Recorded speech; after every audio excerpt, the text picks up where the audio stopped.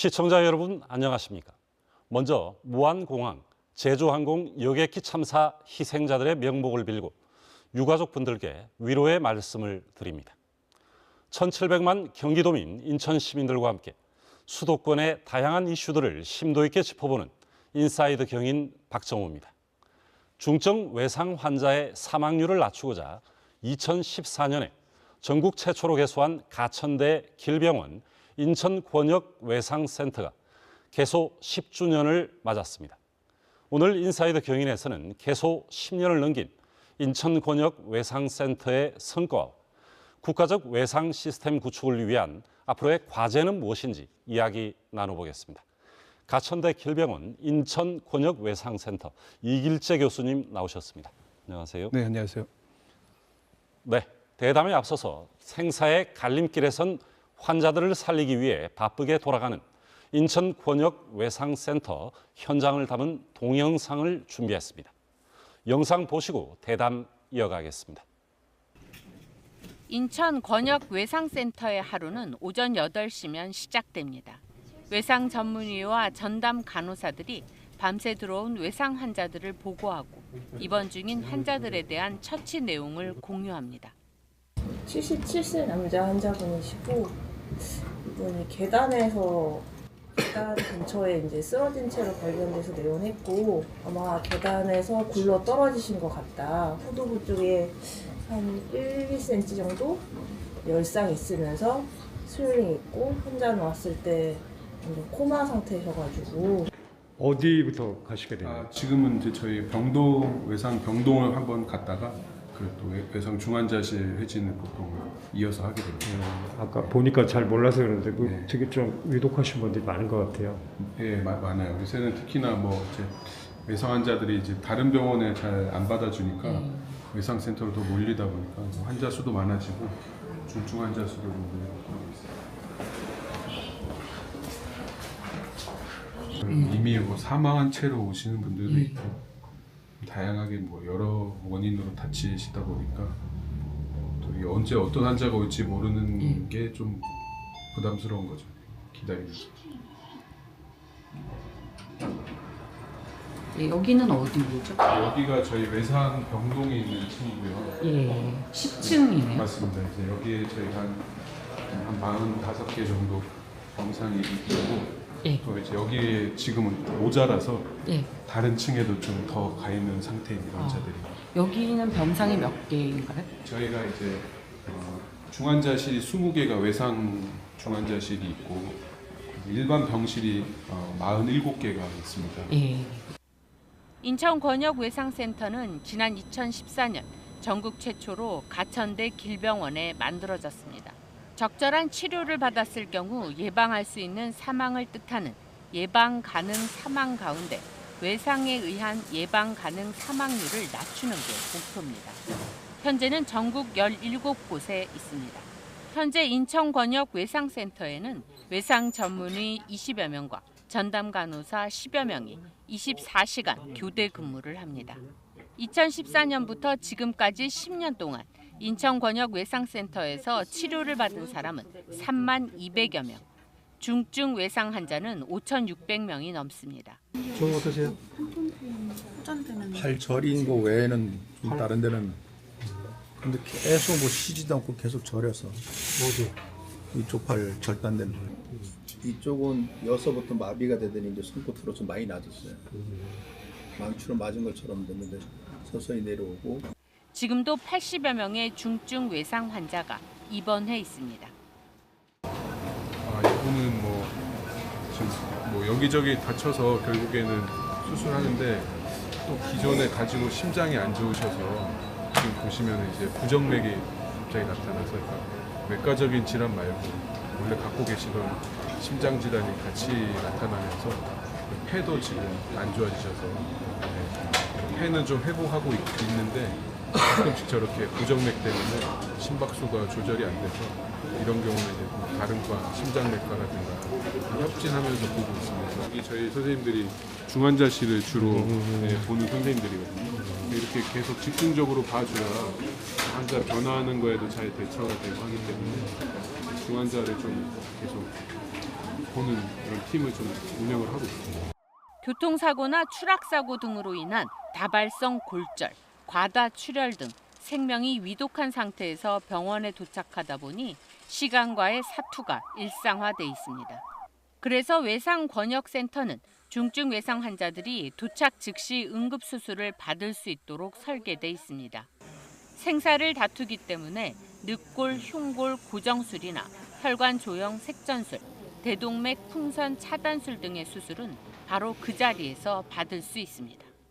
응급 환자들 같은 경우에 만약에 여기에서 저희가 심장이 멎었다 그러면은 이제 가슴을 열고 심장을 이제 손으로 저희가 개흉 마사지라고 직접 손으로 이렇게 마사지를 하는 경우가 있는데 그러려면 이제 수술처럼 가슴을 열어야 되잖아요. 근데 예전같이 여기저기에서 막 도구를 가져오면은 시간이 오래 걸리기 때문에 이런 패키지를 만들어놨습니다. 그래서 예. 이거를 가슴을 열겠습니다 하면은 이제 이거를 열어주시면 이 안에 뭐 장갑부터 수술 도구까지 소독까지 전부 들어있기 때문에 바로 얘를 까서 시간 지체하지 않고 수술을 할 수 있는. 산업단지와 섬이 많은 인천 지역의 지리적 특성 때문에 중증 외상 환자 발생은 계속 늘고 있습니다. 반면에 병원으로선 수익을 남길 수 없는 구조라 국가적 지원이 절실한 상황입니다. 외상센터가 만들어진 지 10년이 지났는데 장비들을 국가에서 지원을 해줬거든요. 근데 그 장비들이 10년이 넘다 보니까 지금 못 쓰는 것들이 많이 있어요. 근데 정부에서 그걸 바꿔주지도 않고 우리 자체적으로도 못 바꾸거든요. 그 인력도 마찬가지지만 우리 외상은 이제 솔직히 말해서 병원에서 그렇게 돈이 되는 그런 것이 아니기 때문에 국가에서 지원을 해줘야 이제 병원도 운영이 가능하고 또 외상하는 분들이 차별 안 받게 이제 국가에서 그런 걸 신경을 써줘야 되거든요. 우리나라는 지금 수가로서는 사실은 저희가 의사가 한 서너 명이 오고 간호사가 한 뭐 4-5명이 몰려서 진료를 하는데 그만큼의 이제 병원에 대한 보상은 잘 안 되다 보니까 그리고 환자가 응급실처럼 계속 있는 게 아니잖아요. 가끔 오고 이러다 보니까 그 비어있는 시간에 대해서 병원이 보상받지 못하다 보니까 보건복지부가 발표한 예방 가능한 외상 사망률 평가 연구 보고를 보면 인천과 경기 지역 예방 가능 외상 사망률은 2015년 27.4%에서 2021년 10%로 대폭 줄었습니다. 사고 발생 현장에서 다른 병원을 거치지 않고 119로 신속하게 권역 외상센터로 내원하는 중증 외상 환자 비율도 2014년 약 50%에서 현재 70% 정도로 이송 체계도 개선됐습니다.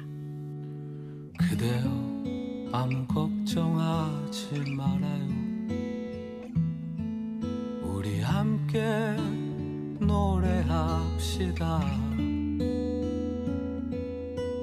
그대 아픈 기억들 모두 그대여 그대 가슴에 깊이 묻어버리고. 네, 교수님. 영상을 통해서 그 아침부터 바쁘게 돌아가는 의국 그 회의 현장을 봤는데요. 네. 오늘 아침에도 회의를 하셨습니까? 예, 그렇습니다. 저희는 매일 아침 8시에 전 의국원이 회의실에 모여가지고 전날 왔던 이제 응급 환자들에 대해서 전날 당직팀이 이제 보고를 하고 환자를 어떻게 치료했다 이런 걸 얘기를 하고 그리고 또 저희가 입원 환자가 한 70-80분 정도 계십니다. 그래서 입원 환자들이 전날 어떤 일이 있었는지를 얘기를 하고 그리고 이제 그날 어떤 치료를 할 것인지 어떤 검사를 할 것인지에 대해서 서로 공유를 하는 회의를 하게 됩니다. 특히나 이제 저희 외상센터 같은 경우의 특징은 다른 과랑 다르게 한 과로 이루어진 게 아니라 네. 여러 전문과가 같이 있다 보니까 외상 환자들도 머리부터 얼굴이랑 뭐 골반, 배, 가슴 여러 군데를 다치다 보니까 여러 과의 협진이 필요한데 이제 저희 아침 회의 때는 외과나 흉부외과 그리고 정형외과, 신경외과 교수님들이 같이 모여서 그 자리에서 서로 토의를 하면서 네. 예, 서로 도움을 받고 협진을 해서 좀 더 빠른 시간 내에 이제 치료 결정을 할 수가 있는 장점이 있기 때문에 매일 아침에 그렇게 환자들을 공유를 하고 이제 회진을 시작하고 있습니다. 최선의 그 진료 방법을 찾으시는 거군요. 맞습니다. 이 다학제 진료가 이제 외상의 원칙이기 때문에 그러한 쪽으로 가는 것이 바람직한 것이라고 생각합니다. 네, 알겠습니다. 이 권역 외상센터라고 하면 좀 생소한 분들도 계실 텐데요. 우리가 알고 있는 일반 응급실과는 어떻게 다른지, 또 권역 외상센터가 어떤 역할을 하는 곳인지 먼저 설명 부탁드립니다. 네, 일반적으로 응급실 하면 이제 저희가 어디가 아프든 간에 가는 곳이고, 간단한 외상들 이렇게 조금 뭐 비거나 삐거나 이런 외상들도 다 응급실에 갈 수가 있겠습니다. 네. 근데 이제 외상이 다양하지만 그리고 외상 중에서도 생명이 위독한 뭐 가슴이나 배 안에서 출혈이 많이 되면서 빨리 수술을 하거나 치료를 받지 않으면 이제 생명이 위독한 경우는 일반 응급실로 갔을 때는 거기에 이제 많이 계시는 다른 환자분들도 있고, 또는 그 병원에서 중환자실이 없어서 입원이 안 된다든지, 또는 수술실을 다 쓰고 있어서 곧바로 응급수술 할 수 없는 상황들이 많다 보니까 급하게 치료를 또는 수술을 받아야 되는 그런 중증 외상 환자들이 제때 치료를 못 받고 좀 지연이 되는 경우가 있습니다. 네. 그런 이제 중증 외상 환자들에 대해서 수술할 수 있는 의사가 병원 내에 항상 대기를 하면서, 그리고 수술할 수 있는 수술실과 환자를 치료할 수 있는 중환자실이 항상 준비가 되어 있는 그런 센터를 국가에서 지원을 하면서 언제든지 간에 어떤 환자가 오더라도 저희가 초기 소생이랑 초기 수술을 할 수 있는 그런 시스템을 갖춘 중증 외상 환자들을 위한 병원이라고 생각하시면 되겠습니다. 네, 말씀을 들어보니까 이 골든 타임을 놓치지 않기 위해서 이 권역 외상센터를 운영한다, 이렇게 봐도 되겠습니까? 네, 정확합니다. 맞습니다. 골든 타임, 네, 그게 네. 중요한 거죠. 네. 그래서 우리가 왜 골든 타임이라 그러냐면은 사람이 출혈을 하게 되면은 우리 몸 안에 있는 혈액이 우리 정상적인 성인 같은 경우에는 한 4리터에서 좀 덩치가 크신 분은 한 6리터. 그러니까 생각보다 우리 PT병 한 2~3병밖에 안 되는 거기 네. 때문에 거기에서 한 20~30% 이상 피가 나가고 나면 저희가 쇼크에 빠지게 되고 사망에 이르게 되는데, 그게 이제 몸통 안에서 나는 피가 굉장히 많이 나는 경우에는 저희가 겉으로 보이지 않기 때문에 빠른 지혈이 못하는 경우가 있습니다. 그러다 보면은 저희가 이제 환자가 점점 더 쇼크에 빠지고 치료를 하더라도 이제 돌아올 수 없는 이제 그런 상황이 오기 때문에 저희가 조금 더 빨리 치료해야 된다, 그런 개념에서 이제 골든 타임이라는 말이 나오게 되었습니다. 네, 알겠습니다. 그런데 구체적으로는 어떤 환자들이 이 권역 외상센터를 찾게 되는 건가요? 네, 이제 말씀드린 이제 중증 외상의 경우들이 많은 경우는 이제 우리나라에서는 둔상의 손상이 많습니다. 부딪혀서 다치는. 네. 대표적으로 이제 교통사고라든가 또는 추락의 경우가 있습니다. 뭐 일을 하다가 떨어지는 분들도 있고, 네. 또는 이제 자살을 위해서 높은 곳에서 뛰어내리는 분들도 많이 있습니다. 그래서 그런 큰 충격을 받는 둔상이 대부분이고요. 그 위에도 이제 일부 자상, 칼에 찔린다든가 네. 네, 그런 환자들이 많이 있습니다. 연령대는 어떻습니까, 주로?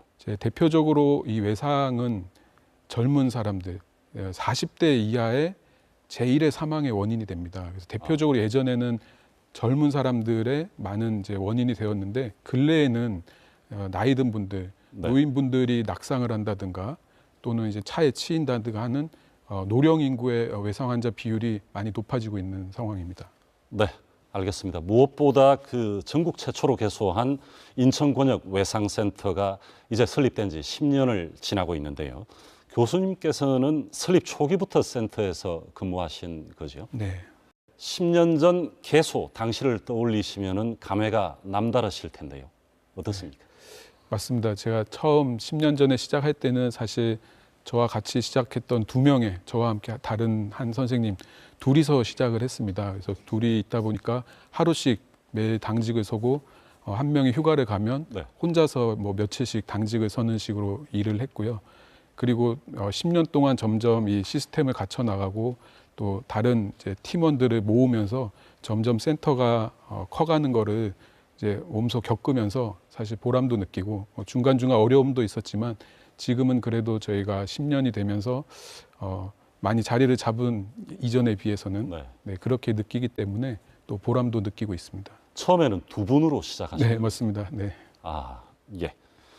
지금 현재 전국에는 권역 외상센터가 17개가 지정되어 있습니다. 수도권에는 서울의 경우에 국립중앙의료원, 그리고 경기 남부에는 아주대병원, 경기 북부에는 그 의정부 성모병원, 그리고 인천권역에서 이제 가천대 길병원이지 않겠습니까? 인천 그 권역 외상센터로서 가천대 길병원이 갖고 있는 장점, 특징이라면 뭐가 있을까요? 네, 일단 인천이라는 그 지역의 특징이 이제 인천이 대도시이면서도 또 주변에 섬이라든지 바다를 끼고 맞습니다. 이제 좀 다양한 그런 이 시골에 적합한 그런 환경도 있어서 좀 다양한 외상의 조건이 있고 서울 주변에 있는 많은 공단들이 또 인천 주변에 몰려 있는 특징이 인천에도 있습니다. 공단이 있지 않습니까? 네, 맞습니다. 그래서 외상 환자가 예전부터 좀 많고 또 외국인들의 유입도 많은 도시이기 때문에 다양한 종류의 이제 외상이 발생하는 이제 도시라고 할 수가 있겠습니다. 그리고 항상 또 북한이랑 맞닿아 있는 곳이다 보니까 네. 그런 이제 전투나 이런 그 전쟁이나 이런 위험의 이제 도시이기도 하기 때문에 저희가 다양한 외상을 준비해야 되는 도시임의 좀 특징이 있겠고요. 저희의 장점이라고 한다면은 뭐 다른 센터에 계신 분들이 이제 그래도 분위기가 좋다. 네. 거기에 한번 들어가면 그래도 나오는 분이 잘 없다라고 얘기를 하고 계시는데 이제 나름대로 저희가 10년 동안 노력한 게 이런 팀워크를 이뤄서 그래도 있는 사람들이 좀 만족하고 일할 수 있는 그런 센터가 됐으면 하는 바람이었고 네. 지금 다른 데서 좀 그렇게 평가해 주는 것 같아서 그런 거를 장점으로 꼽고 싶습니다. 아, 예. 현재 인천권역 외상센터에서 근무하시는 그 의사, 간호사분들이 그 의료진이 얼마나 되는지요? 네, 이 권역 외상센터에는 이제 국가에서 지원하는 외상 전담 전문의라는 분들이 있습니다. 네. 저희는 한 20분 정도가 있고요. 그 외에 이제 외상 환자 진료를 위해서 도와주는 지원 전문의들이 또 수십 명이 계십니다. 그리고 이제 간호팀이 또 수십 명이 있어서 이제 외상팀이라고 하면 저희 병원 같은 경우는 한 100여 명 정도의 외상팀이 같이 근무를 하고 있습니다. 아, 100여 명이 거의 상주해서 근무하시는 건가요? 물론 이제 돌아가면서 로테이션으로 네. 근무를 하긴 하지만 항상 일정 이상의 팀들이 상주를 하면서 진료를 하고 있습니다. 네. 이제 본격적으로 궁금한 게 이 권역 외상센터에 중증 외상 환자가 도착을 했다. 그러면 어떤 과정으로 어떤 그 진료를 받게 되는 건가요? 네, 여러분들이 이제 드라마나 영화에서 보시듯이 중증 외상 환자가 발생을 하면 거의 대부분은 현장에서 119 구급대원분들이 환자를 접촉을 해서 네. 초기 처치를 하고 이송을 하게 됩니다. 그러면 이제 이송을 하시면서 먼저 연락을 오기 때문에 보통 권역외상센터로 오시는 중증 외상 환자가 있는 경우에는 저희가 미리 팀이 준비를 하게 됩니다. 그래서 의사와 간호사가 대기를 하게 되는데 보통 이제 중환이 많다 보니까 저희는 기본적으로 원래는 의사 한 4명 정도가 초기에 같이 진료를 합니다. 네. 근데 그리고 간호사분들이 한 4-5분이 같이 이제 초기 진료를 하게 됩니다. 그래서 초기에 굉장히 빠르게 서로 역할을 나눠서 머리부터 발끝까지 환자를 진찰을 하고 또 그 응급실 내에서 할 수 있는 영상 검사들을 확인을 하고 어느 정도 수액 치료를 통해서 그리고 급한 경우에는 저희가 그 외상 응급실에서 수술 같은 것도 같이 진행을 하면서 환자를 살리는 데 집중을 하고 어느 정도 안정이 되면 저희가 CT 같은 검사를 더 한다든지 네. 아니면 중환자실이나 수술실에 가서 더 다음 치료를 진행을 하게 됩니다.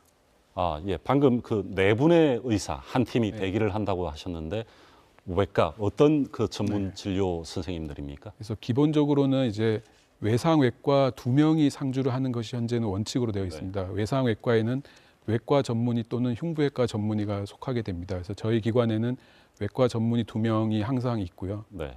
이제 사실 의정 사태 전에는 응급의학과 전문의와 응급의학과 전공의 한 분이 같이 초기 진료를 했는데 네. 네, 현재는 이제 그 두 분은 전공의가 안 계시죠? 맞습니다. 네. 거기 또 응급학과 전문의는 응급실 일이 많아져서 2분은 오시지 못하고 네. 저희 이제 2명 정도가 초기 진료를 하고 있습니다. 네, 알겠습니다. 이 위급한 그 환자들, 중증 환자들이 많을 것 같은데 그 특수 장비들도 일반 다른 그 병원에 비해서는 많이 갖고 계실 텐데. 네, 맞습니다. 그 아까 말씀드린 대로 외상 환자는 초기에 많은 출혈을 하는 경우들이 있기 때문에 사실 수혈을 빨리 하는 것이 굉장히 중요합니다. 그래서 네. 대부분의 병원은 혈액이 병원 내 어디 혈액원이라든가 그런 따로 공간에 보관이 되어 있습니다. 그래서 수혈이 필요한 경우에는 글로 누군가 가서 가져와야 되는 시간이 걸리는데 외상센터 같은 경우는 외상 소생실, 그 응급실 구역 내에 혈액 냉장고를 따로 비치를 해서 네. 저희가 필요한 경우는 바로 응급수혈을 이제 누구에게나 줄 수 있는 혈액 바로 이제 투여를 하는 식의 시스템이 되어 있고 1분 1초가 중요하기 때문에 그런 맞습니다. 거죠. 네. 그뿐만 아니라 저희가 이제 심장이 갑자기 정지하는 경우에는 일반적으로는 이제 심폐소생술을 가슴 앞 밖에서 압박을 한다 그러면은 외상 환자들 같은 경우에는 가슴 안에 피가 차고 이런 경우도 있기 때문에 응급실에서 칼을 대고 왼쪽 가슴을 열어서 직접 심장을 노출시켜서 저희가 열어서 이제 직접 압박하는 그런 마사지 같은 것도 하게 되고요. 그래서 응급실 내에 여러 가지 수술을 할 수 있는 패키지를 꾸려놨습니다. 그래서 그 필요한 수술이 있다 그러면 그 패키지를 꺼내면 그 안에 저희 수술 옷부터 수술 장비까지 다 들어있어서 이거를 준비하는 시간을 줄이는 그런 식의 시스템을 갖춰서 환자를 살리는 데 최선을 다하고 있습니다. 예, 알겠습니다. 그 이제 10년이 지나고 있는데 그동안 인천 권역 외상센터에서 치료나 수술을 받은 환자 수가 얼마나 되는지 그리고 어떤 유형이 많았는지. 네. 그래서 저희 병원으로 오는 외상 환자는 뭐 한 3만 명 정도 10년으로 친다면 정도가 되는데 그 중에서 이제 저희 외상센터라는 외상소생 구역이라는 중증 외상 환자 진료 구역에서 한 경우는 한 15,000명 정도가 되겠습니다. 그래서 그 중에서 저희가 이제 중증이라고 진짜 검사를 했을 때 정말 중증이구나라고 판단을 내린 환자들 같은 경우에는 저희가 처음 개소할 때는 한 200명 정도였는데 개소를 하고 이제 다른 곳에서 외상 환자들이 많이 몰리면서 한 500명 정도로 유지를 하다가 근래에는 한 700명에서 800명, 올해도 약 800명 가까운 정도의 중증 외상 환자들을 진료를 하고 있습니다. 그래서 주로 어떤 유형은 사실 말씀드린 대로 교통사고가 굉장히 많고요. 맞습니다. 추락과 그리고 공단에서 작업을 하다가 사고가 나는 경우도 굉장히 많습니다. 네, 알겠습니다. 올해 특히 이제 그 권역 외상센터를 찾은 환자 수가 이제 훨씬 많았다. 그리고 추세를 보면은 그 10년 전 200명에서 시작해서 500명, 800명까지 왔는데 이렇게 늘어나는 이유가 있을까요? 네, 기본적으로 중증 외상 환자는 가까운 응급실보다는 이 환자를 최종적으로 치료할 수 있는 기관으로 바로 이송하는 게 제일 중요합니다. 그래서 저희가 10년 동안 구급대원들한테 여러 이론이라든지 실습 강의를 하면서 현장에서 보셨을 때 이런 환자들은 조금 멀더라도 바로 권역외상센터로 데리고 오십시오라고 교육을 많이 했고 그런 것들이 좀 교육이 확대가 되면서 조금 저희 병원에서 멀리 떨어지고 그 주변에 다른 응급실이 있더라도 구급대원분들이 이까지 이송을 해오는 경우들이 많아서 결국에 환자가 최종적으로 치료되는 거는 그 병원 갔다가 이제 전원이 되는 거에 비해서 많은 시간을 절약할 수 있기 때문에 그런 게 많이 줄어든 이유가 있고요. 그리고 이제 올해 같은 경우는 의정 사태가 생기면서 이제 응급실이 정상적인 진료가 좀 어렵다 보니까 이제 다른 의료기관들에 있어서도 외상 환자다 그러면은 잘 안 받고 바로 외상센터로 가세요라고 하다 보니까 좀 더 특히나 늘어난 이제 그런 경향이 있습니다. 네, 올해 같은 경우를 제외한다 하더라도 그 과거에 비해서는 그 권역 외상센터에 대한 국민들의 그 인식 전환이 분명히 그 있는 거군요. 맞습니다. 좀 분명히 있고 또 응급실에 진료하는 다른 기관의 응급의학과 응급실 선생님들도 이런 환자는 여기에서 시간을 지체하는 것보다는 빠르게 이송하는 게 좋겠다라는 인식이 많이 퍼져 있고 구급대원분들도 말씀드린 대로 바로 데려가는 게 환자한테 도움이 된다라는 인식이 많이 확산되어 있는 것 같습니다. 네, 그리고 무엇보다 인천권역외상센터는 지리적으로 매우 중요한 역할을 하고 있다라고 하는데 수도권과 지방을 그 전부 커버하고 있다고 하는데 어느 지역까지 이렇게 그 포괄하고 있는지요? 네, 저희 인천권역센터는 사실 인천이란 도시에서는 동남쪽에 좀 위치를 하고 있습니다. 그러다 보니까 이 경기의 서부와 굉장히 가깝습니다. 그래서 시흥시라든지 또는 김포시, 부천시 같은 경우는 경기 북부 또는 남부 외상센터보다는 저희 인천 외상센터가 가깝기 때문에 거의 저희 쪽으로 많이 환자를 이송을 하고 있고요. 그리고 좀 더 아래쪽으로 내려오는 충남 쪽으로 가면은 서산이나 이런 곳에서 발생한 외상 환자들도 이 서해안 고속도로라든지 닥터 얘기를 통해서 저희 기관으로 많이 이송이 되어 왔었고 근래에는 이제 충남의 권역외상센터가 잘 자리를 잡으면서 일부 분산되고는 있습니다. 네, 그렇다면은 환자의 입장에서 가령 경기도 김포다 이런 경우에는 그 경기 북부로 가야 됩니까? 인천으로 가야 됩니까? 이런 선택을 할 수가 있는 겁니까? 기본적으로 권역외상센터를 어디로 가는지에 대해서는 네. 구급대원분들이 잘 알고 있기 때문에 네. 환자의 상태를 판단을 하고 그리고 가장 가까운 외상센터가 어딘지를 대부분 다 알고 계십니다. 이제 그래서 김포 같은 경우는 이제 저희가 대부분은 가깝기 때문에 이제 인천으로 많이 오시게 되고요. 네. 이제 고향으로 넘어가면은 고향은 좀 경기 북부로 가는 비율이 좀 높은 것 같습니다. 네, 알겠습니다. 이 인천권역 외상센터 설립 이후에 달라진 점, 어떤 점을 가장 큰 성과로 꼽을 수 있겠습니까? 네, 제가 이제 뭐 한 20년 전부터 환자를 진료를 하면서 봤을 때는 예전에는 이렇게 다양하게 여러 군데 다친 환자들을 직접 입원을 시켜서 볼 책임과가 없었습니다. 네. 저 같은 경우는 외과를 전공을 했는데 주로 이제 복부를 다친 사람은 제가 보지만 머리랑 가슴이랑 복부를 다치면 누가 볼 건가, 골반까지 같이 다치면 누가 볼 건가 했을 때 이전에는 그런 환자들이 응급실에서 다들 나는 이것만 볼래, 이것만 볼래 하면서 응급실에 지체되다가 안 좋아지는 경우가 많았는데 그런 환자들이 이제 외상외과라는 외상센터라는 곳에서 집중적으로 치료를 받다 보니까 생존하는 비율이 많이 높아지는 거를 실제로 경험을 하게 되고, 그리고 더한 것은 아까 말씀 급하게 와서 급성 출혈이 있는 환자들에 있어서 빠르게 수술할 수 있는 여건이 되다 보니까 이분은 이전 같은 시스템이거나 아니면 이 외상센터가 아니라면은 다른 곳에 가셨다면은 생존하기 어려웠겠구나라는 경험들을 하면서 이 외상센터의 필요성을 느끼는 경우들이 많이 있습니다. 네, 알겠습니다. 그 흔히 닥터 헬기, 하늘 위의 응급실이라고 하지요. 인천권역 외상센터에는 이 닥터 헬기를 운항을 하고 있는 거죠. 맞습니다. 저희 병원이 제일 처음에 2011년도에 시작을 했었고요. 지금 이제 7대에서 제주가 또 아마 같이 참여를 하면서 더 8대로 아마 늘어난 걸로 알고 있습니다. 주로 닥터 헬기는 어떤 경우에 이렇게 출동을 하게 되나요? 네, 기본적으로 닥터 헬기는 응급의료센터에서 운영을 하는 사업이었습니다. 정부에서 지원을 하고 그러다 보니까 응급의학과 전문의가 탑승을 하고 간호사 또는 구조사가 같이 탑승을 하면서 거기는 외상과 또 외상이 아닌 어떤 환자든 이제 이송이 필요한 환자들을 이송을 담당을 하고 있는데 주로 뭐 인천 같은 경우는 섬이 많다 보니까 섬에서 발생하는 경우에 섬으로 가서 환자를 이송을 한다든지 이런 이제 여러 가지 경우들을 담당을 하고 있습니다. 예. 인천에는 또 섬이 많기도 하고요. 가령 그 조업을 하는 선박에서 어떤 사고가 난다. 이런 경우에도 닥터 헬기가 출동할 수 있는 건가요? 맞습니다. 선박에서 사고가 나는 경우는 선박으로 바로 출동을 하는 경우도 있고 또는 이제 가까운 어떤 항구에 만나서 중간에서 이제 이송을 하는 경우도 있습니다.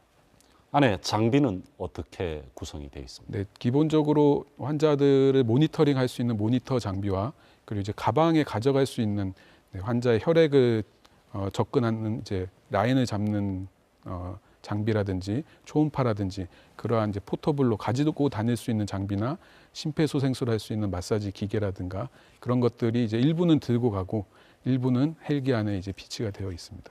네. 이 헬기, 닥터 헬기 운영과 관련해서는 조금 논란이 있는 부분이 있는데요. 네. 이게 아무래도 헬기다 보니까 굉장한 이 소음으로 인해서 이 주민들의 민원이 많은 걸로 알고 있는데 그 인천 권역외상센터에서는 이 부분 이런 민원이 있는지 민원에 대해서는 어떤 방식으로 그 대응을 하고 계시는지 궁금합니다. 네, 저희도 이제 10여 년 전에 처음 생기고 그 병원 주위에 큰 아파트들도 많고 저희는 주로 병원 옥상에 착륙을 해야 되기 때문에 처음에 의사를 데리러 올 때 한번 와야 되고 또 환자를 싣고 다시 한번 와야 되기 때문에 사실 민원이 좀 많은 편이었습니다. 그래서 홍보도 많이 하고 시를 통해서라든지 병원을 통해서 여러 홍보를 통해서 이제 이 환자를 살리기 위함이다라는 홍보를 많이 해서 어느 시점이 지나고 나서는 이제 주민들께서 헬기가 움직이면 저게 사람 살리러 가는 거구나라고 해서 이제 민원이 많이 줄어든 상황입니다 지금은. 예, 다행이네요. 네. 그런가 하면은 또 인천 권역 외상센터에서 이 닥터 카도 운영을 하고 있죠. 이 닥터 헬기와는 역할이 어떻게 다른지 소개를 좀 부탁드립니다. 네, 닥터 헬기는 말씀드린 대로 먼 거리 섬이라든지 굉장히 먼 거리 접근하기 어려운 그런 곳에 환자를 빠르게 이송하는 데 도움이 되는데 또 인천은 이제 도시다 보니까 도시 안에서 또 먼 거리가 있습니다. 네. 저희 같은 경우도 인천의 한쪽 끝에 있다 보니까 먼 지역은 이제 1시간 이상 걸리는 인천이 있습니다.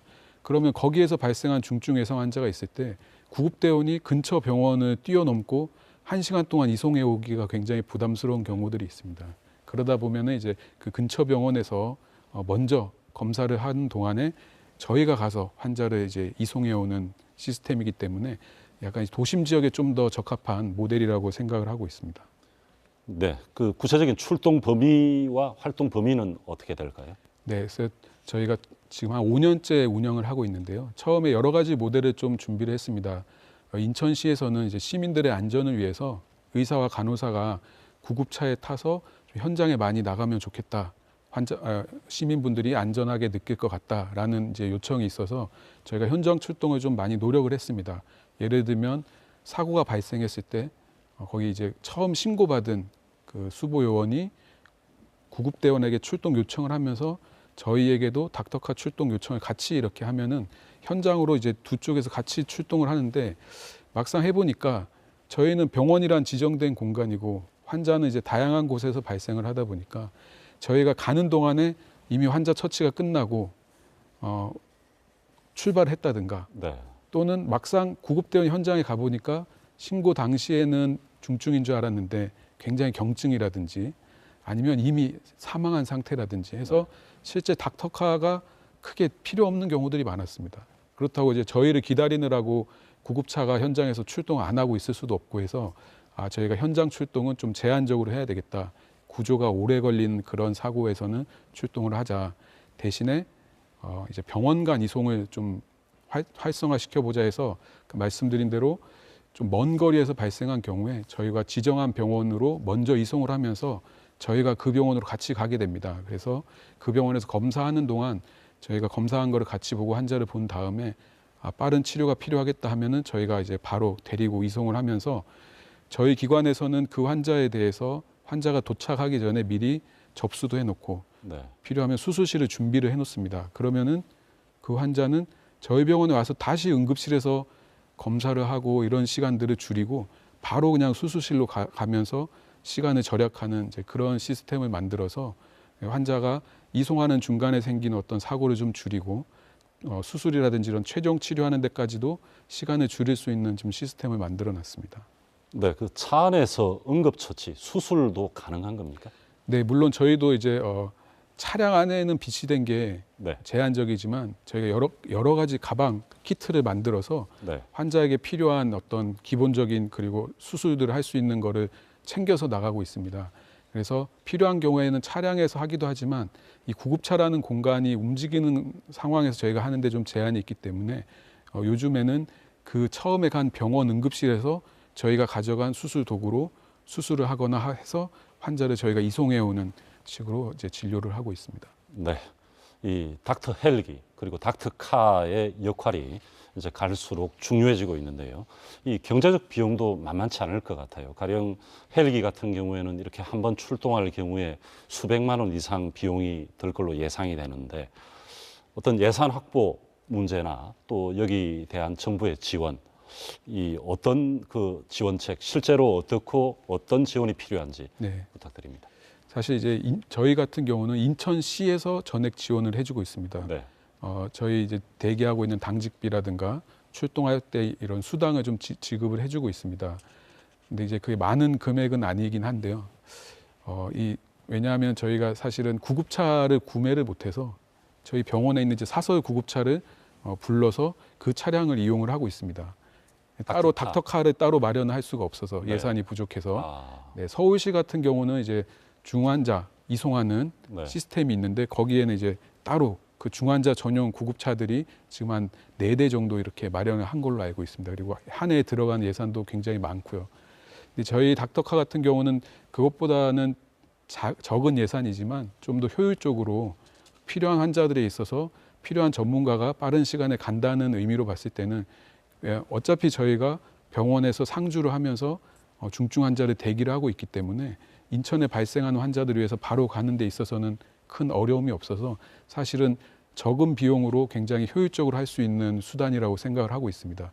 말씀하신 헬기에 비해서는 이 차량으로 이동하는 비용이 굉장히 저렴하기 때문에 비용적인 측면에서도 저렴하고요.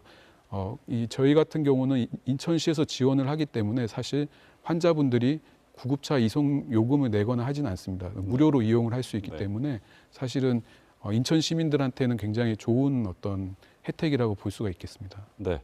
그리고 제가 이 방송에 앞서서 이 자료를 보니까 헬기 같은 경우에는 2024년도에 이 국가적인 예산이 한 240억 정도 이 예산이 있습니다. 그러면은 지금 8대면은 대당 한 30억 정도인데 헬기 같은 이런 만일의 위급 상황에서 이용을 했을 때 뭐 환자가 비용을 부담하는 건 아니죠. 네, 그렇습니다. 나라에서 다 지원을 하고 있습니다. 네. 헬기 운항에 대해서는 거의 전적으로 국가에서 지원을 하고 있다. 이렇게 봐도 되겠습니까? 네, 맞습니다. 네. 네. 알겠습니다.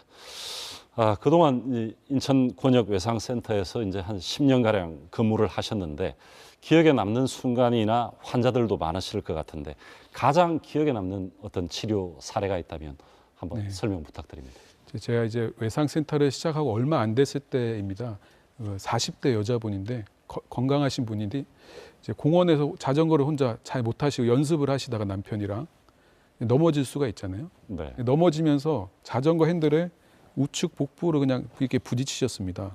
그냥 일반적으로 우리가 배 아프다 하고 넘어질 수 있는데 환자분이 넘어지시고 못 일어나시는 거죠. 의식이 좀 떨어지면서. 그래서 구급대원이 환자를 바로 이송을 해와서 다치신 지 얼마 안 돼서 오셨는데 오시자마자 의식이 없고 몇 분 안 돼서 심정지가 왔습니다. 네. 그리고 이제 저희가 심폐소생술을 해서 간신히 이제 살렸고 그분은 단지 여기 조그마한 이만한 멍 하나 있는 건데 젊은 분이 심정지가 이르렀다. 네. 그래서 보면 이 안에 간이 다쳤구나라는 거는 저희가 이제 예상을 할 수가 있었습니다. 그런데 이제 이런 분 같은 경우에 그냥 일반적인 응급실로 가셨다면 계속 응급실에서 심폐소생술하고 돌아오면 이제 CT를 찍고 그리고 배를 수술할 수 있는 의사를 찾다 보면 다시 한번 아마 심정지가 와서 돌아가시는 경우가 많았을 텐데 그 당시에는 이제 그런 거 없이 바로 검사 없이 저희가 그런 판단하에 바로 수술실에 가서 바로 배를 열고 정말 간이 반으로 딱 쪼개져 있던 거를 보고 네, 수술을 하고 그분이 이제 잘 회복해서 이제 퇴원을 하시더라고요. 그래서 그 경험을 통해서 이 일을 하기를 잘했구나. 그래도 이런 분을 살릴 기회가 있었구나. 라는 보람이 있으면서 좀 기억에 남는 것 같습니다. 네. 개인적인 질문도 한두 개 네. 드리겠습니다.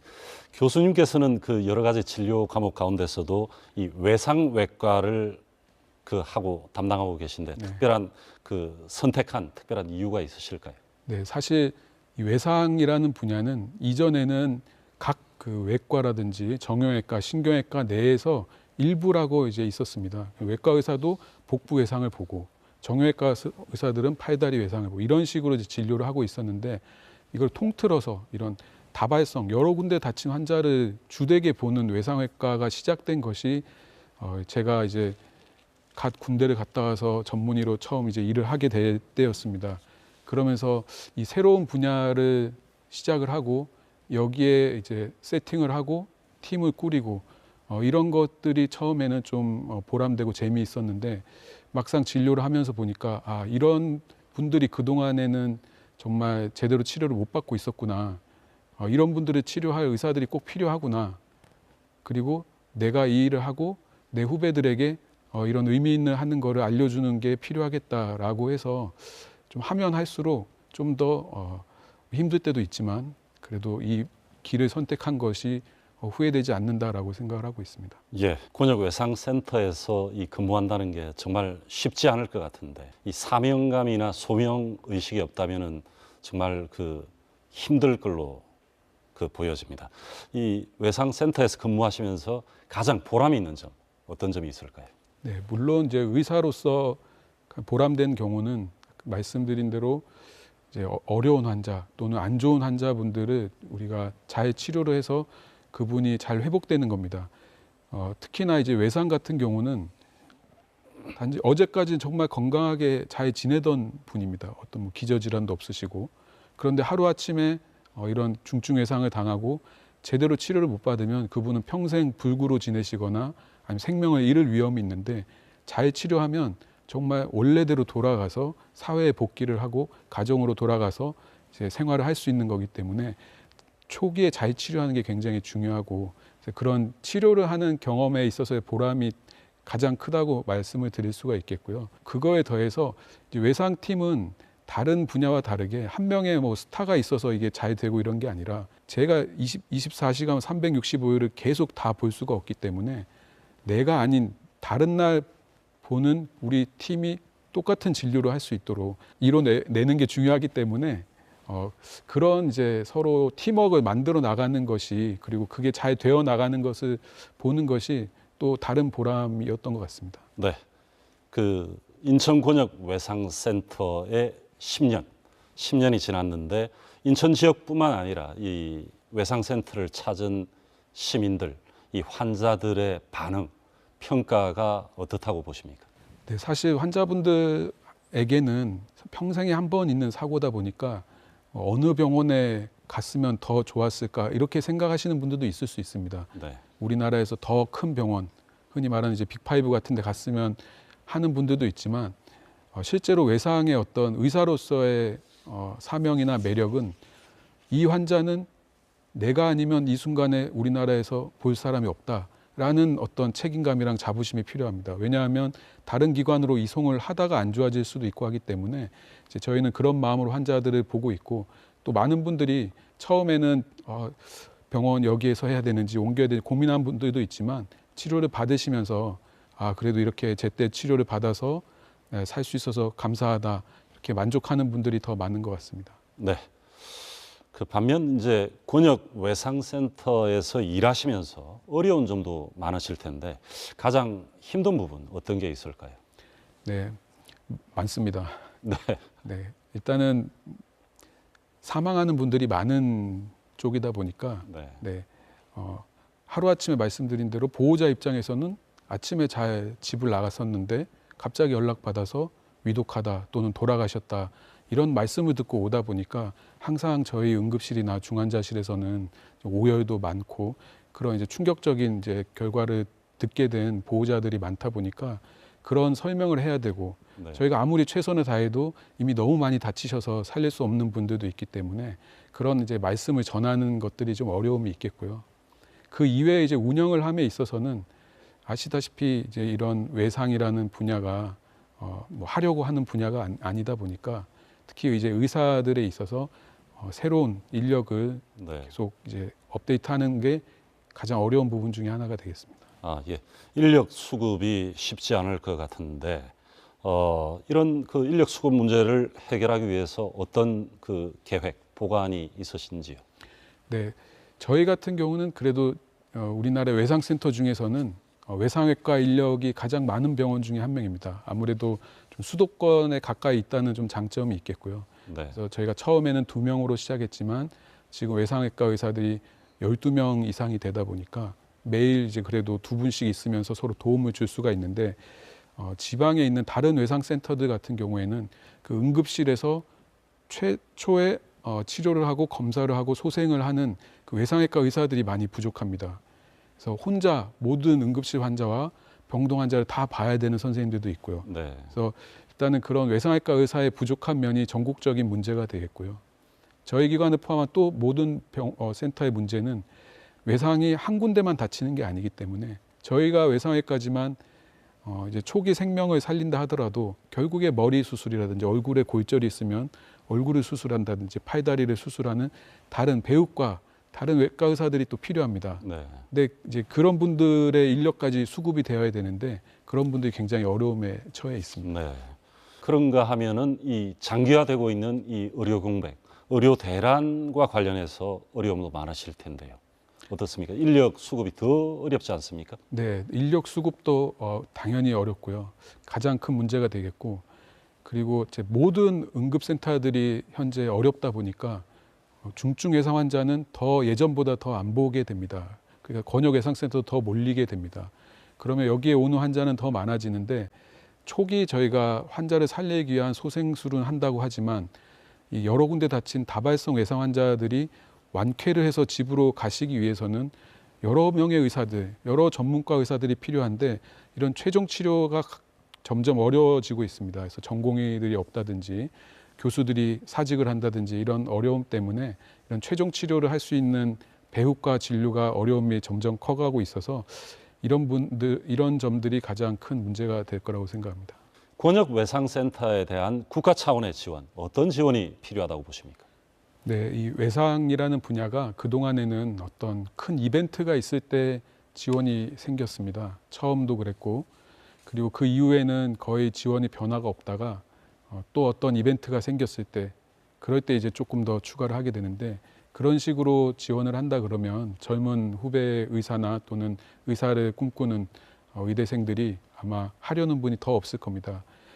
이 분야가 사실은 더 힘들고 더 위험하고 덜 벌고 이런 정말 좋지 않은 환경이다 그러면 이 세 가지를 좀 개선을 해주면 뜻있는 젊은 의사들이 할 수 있는 분들이 있습니다.